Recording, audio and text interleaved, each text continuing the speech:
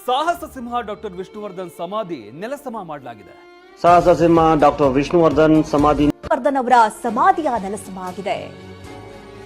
ನೋಡಿ, ಅಭಿಮಾನ್ ಸ್ಟುಡಿಯೋದಲ್ಲಿದ್ದ ವಿಷ್ಣು ಸಮಾಧಿಯನ್ನ ತೆರವುಗೊಳಿಸಲಾಗಿದೆ.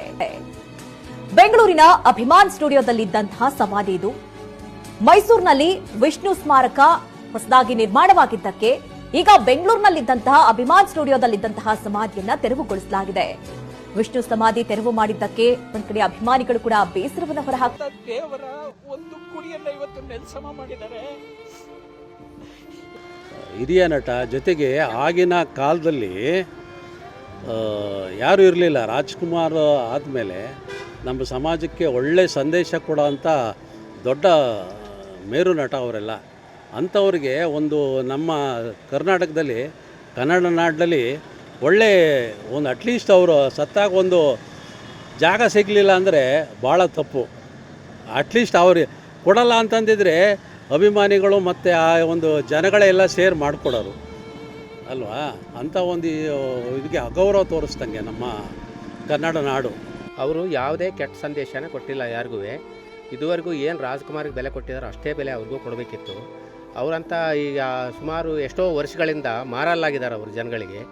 ಆ ಥರದ ಅಪಮಾನ ಮಾಡಿರೋದು ಅವ್ರಿಗೆ ಹೆಂಗೆ ಬೆಲೆ ಕೊಡೋದು, ಹಂಗೆ ಈಗಲೂ ಇವ್ರಿಗೂ ಬೆಲೆ ಕೊಡಬೇಕು. ಅವ್ರಿಗೇನು ಜಾಗ ಮಾಡಿದ್ರೋ ಅದನ್ನು ಕೆಲಸ ಮಾಡೋದು ತಪ್ಪು. ಏನು ಜಾಗದಲ್ಲಿ ಇದೆಯೋ ಅದೇ ಜಾಗದಲ್ಲಿ ಅವರಿಗೆ ಜಾಗ ಕೊಡಬೇಕು. ಆ ಜಾಗ ಕೊಟ್ಟರೆ ಒಳ್ಳೆಯದಾಗುತ್ತೆ.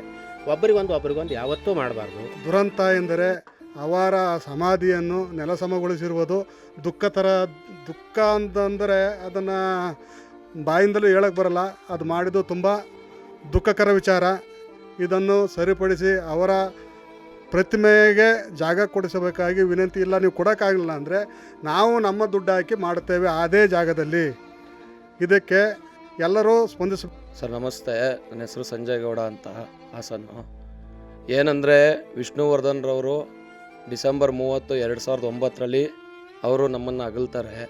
ಅವತ್ತಿಂದ ನಮಗೆ ನೋವು ಸ್ಟಾರ್ಟ್ ಆಗಿರೋದು. ನಮ್ಮಂಥ ಕೋಟ್ಯಾಂತರ ಅಭಿಮಾನಿಗಳಿಗೆ ಏನು ನೋವು ಅವತ್ತು ಸ್ಟಾರ್ಟ್ ಆಗಿರೋದು, ಇದುವರೆಗೆ ನಮಗೆ ಆ ನೋವು ನಿಂತಿಲ್ಲ. ಏನಕ್ಕೆ ಅಂದರೆ ನೀವು ಕಣ್ಮುಂದೆ ನೋಡ್ತಾ ಇದ್ದೀರಾ ಅವ್ರ ವಿಚಾರದಲ್ಲಿ ಏನೇನು ನಡೀತಾ ಇದೆ ಅನ್ನೋದನ್ನು. ಅವ್ರು ನಮ್ಮನ್ನು ಅಗಲಿದಿಂದ ಹಿಡಿದು ಇದುವರೆಗೂ ನಮಗೆ ನೋವು ನಿಂತಿಲ್ಲ ಅಭಿಮಾನಿಗಳೇ.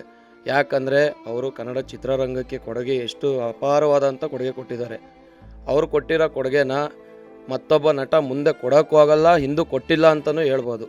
ಯಾಕೆಂದರೆ ಅಂಥ ಕೊಡುಗೆನ ಕೊಟ್ಟಿದ್ದಾರೆ.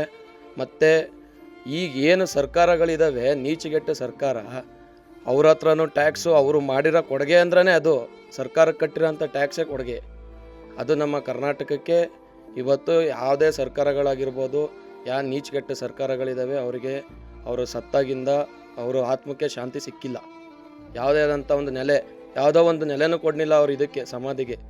ಆ ಸಮಾಧಿ ಕೊಟ್ಟಿದ್ದಂಥ ಜಾಗನೂ ಇವತ್ತು ನೆಲಸಮ ಮಾಡಿದೆ ನೀಚಿಗೆಟ್ಟ ಸರ್ಕಾರ.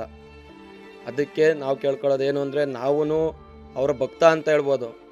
ನಾವು ಅವ್ರ ಭಕ್ತ ಆಗಿದ್ದು ನಮಗೆ ನೋವಿದೆ. ಆ ನೋವನ್ನ ನಾವು ಯಾರು ಅದನ್ನು ಸಮಾಧಿನ ನೆಲಸಮ ಮಾಡೋಕ್ಕೆ ಕೈ ಜೋಡಿಸಿದ್ದಾರೆ ಅವರೆಲ್ಲ ಕೆಡಲಿ ಅಂತ ನಾವು ಹೇಳಲ್ಲ. ಅವರು ಚೆನ್ನಾಗಿರಲಿ, ಅವ್ರಿಗೆ ಆಯಸ್ಸು ಆರೋಗ್ಯ ಎಲ್ಲ ಕೊಟ್ಟು ಕಾಪಾಡಲಿ. ನಾವು ಇದನ್ನು ತುಂಬ ನೋವಿಂದ ಹೇಳ್ತಿದ್ದೀವಿ, ಅದು ಅವ್ರಿಗೂ ಅರ್ಥ ಆಗಬೇಕು. ಯಾಕೆಂದರೆ ವಿಷ್ಣುವರ್ಧನ್ ಅವರು ನಮಗೆ ತುಂಬ, ನಾವು ಅವ್ರ ಭಕ್ತ. ನಂತರ ಭಕ್ತರು ಕೋಟ್ಯಾಂತರ ಜನ ಇದ್ದಾರೆ ಕರ್ನಾಟಕದಲ್ಲಿ. ಮತ್ತು ನಾವು ಹೋರಾಟ ಅವರು ಚಿಕ್ಕದ್ರಿಂದನೂ ನೋಡ್ಕೊಂಬಂದಿದ್ದೀವಿ. ಹೋರಾಟನೂ ಮಾಡಿದ್ದೀವಿ ಅವ್ರ ವಿಚಾರಕ್ಕೋಸ್ಕರ. ಹೋರಾಟನೂ ಮಾಡಿ ಹಾಸನದಲ್ಲಿ ಒಂದು ಪ್ರತಿಮೆನೂ, ಇಡೀ ನಮ್ಮ ಹಾಸನ ಜಿಲ್ಲೆಯಲ್ಲಿ ಎಲ್ಲೂ ಪ್ರತಿಮೆ ಇರಲಿಲ್ಲ. ನಮ್ಮ ಸ್ನೇಹಿತರು ಮನು ನಾವು ಎಲ್ಲ ಸೇರಿ ಒಗ್ಗೂಡಿ ಒಂದು ಪ್ರತಿಮೆನ ಮಾಡಿಸಿದ್ದೀವಿ. ಅದಕ್ಕೆ ನಮ್ಮ ಹಿಂದಿನ ಶಾಸಕರು ಕೂಡ ನಮಗೆ ಪ್ರೀತಮ್ ಜೇಗೌಡರು ಕೈ ಜೋಡಿಸಿದ್ರು ನಮ್ಮ ಜೊತೆಗೆ. ಒಂದು ಹಾಸನ ಜಿಲ್ಲೆಯಲ್ಲೇ ಇರಲಿಲ್ಲ, ಎಂತೆಂಥ ಘಟಾನುಘಟಿಗಳ ಸಂಘ ಮಾಡಿದ್ರೂ ಪ್ರತಿಮೆ ಮಾಡೋಕ್ಕಾಗಿರಲಿಲ್ಲ.